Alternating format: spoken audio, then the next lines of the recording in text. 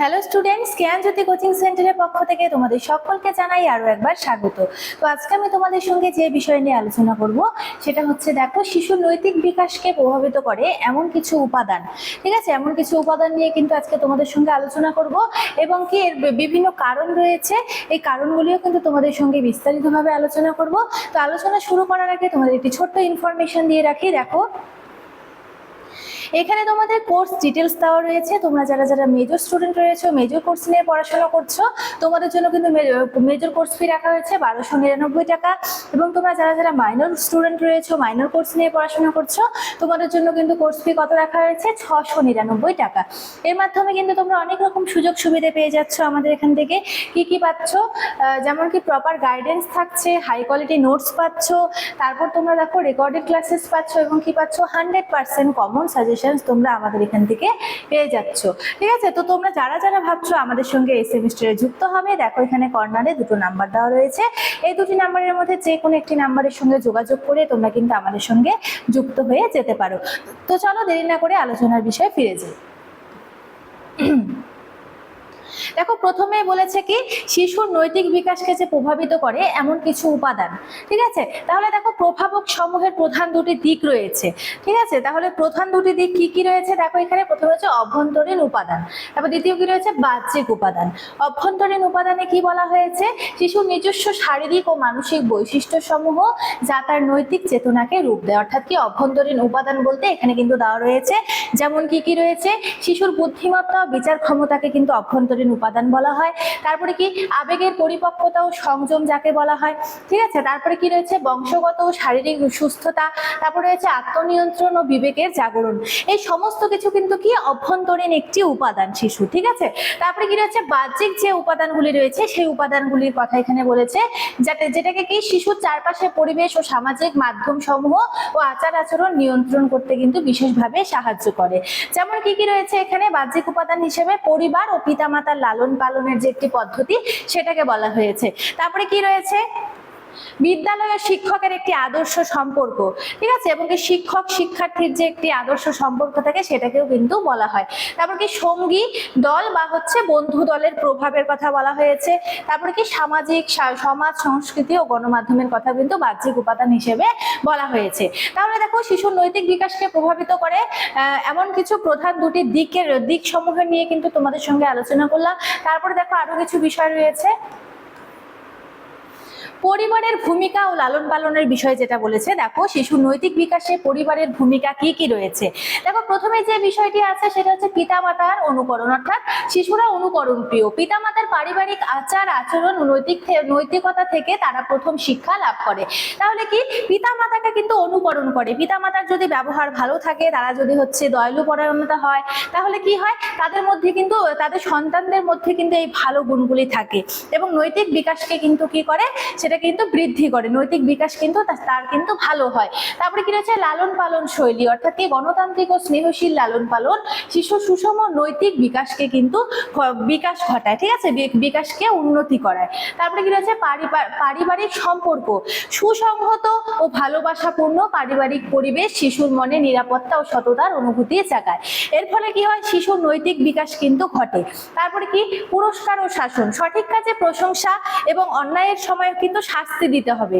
তাহলে কিন্তু কি হবে? শিশুর মধ্যে কিন্তু সঠিক নৈতিক মূল্যবোধ আমরা দেখতে পারবো। ঠিক আছে,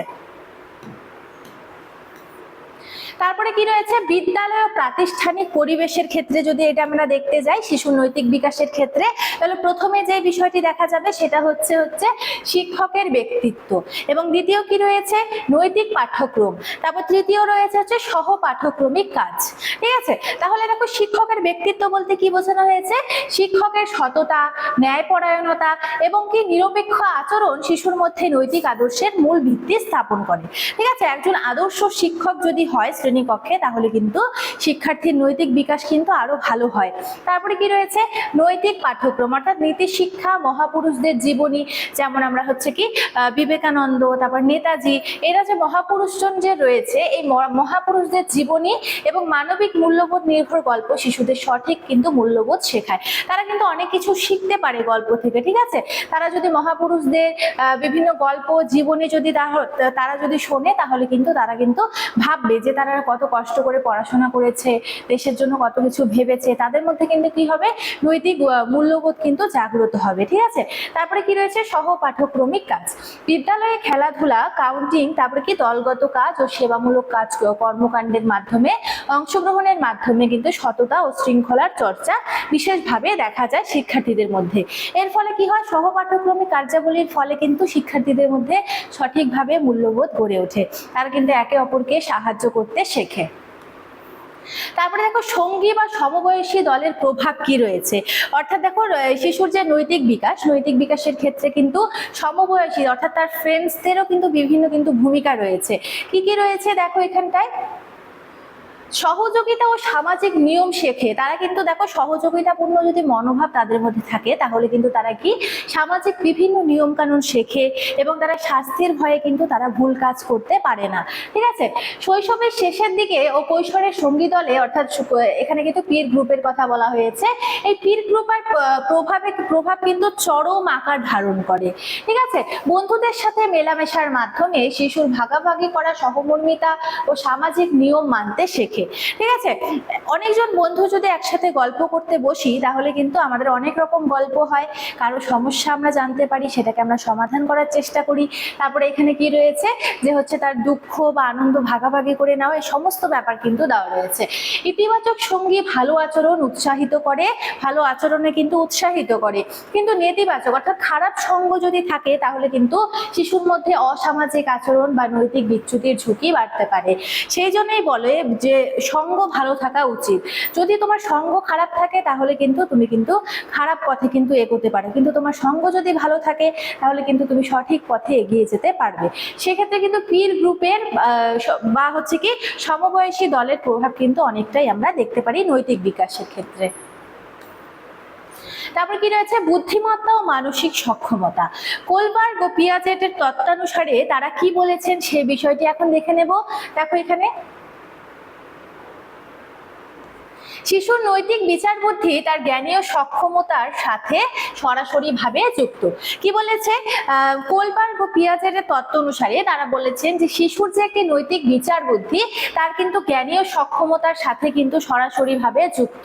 উচ্চ বুদ্ধিমত্তা সম্পন্ন শিশু জটিল সামাজিক পরিস্থিতি বিশ্লেষণ করতে পারে এবং কি কোনো কাজের কিন্তু সে পিছিয়ে থাকে না, কোনো কাজে পেছনের উদ্দেশ্যে বুঝে সঠিক নৈতিক সিদ্ধান্ত নিতে কিন্তু সক্ষম হয়, ঠিক আছে। যারা হচ্ছে বুদ্ধিমান, তারা কিন্তু সমস্ত কাজ কিন্তু করতে সক্ষম হয়।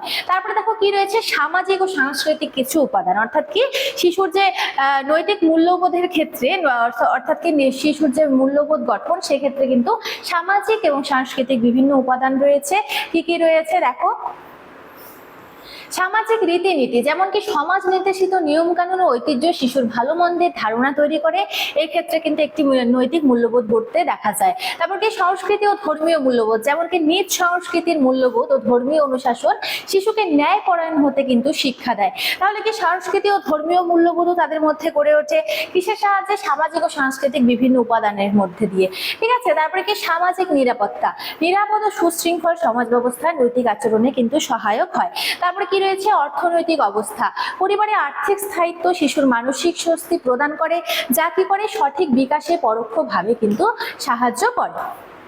তো আজকের যে আমার আলোচনার বিষয়, সেটা কিন্তু আমি এতটুকুনি রাখছি। দেখা হচ্ছে তোমাদের সঙ্গে পরবর্তী ভিডিওতে। ততক্ষণ তোমরা সকলেই ভালো থাকো, সুস্থ থাকো। Thank you.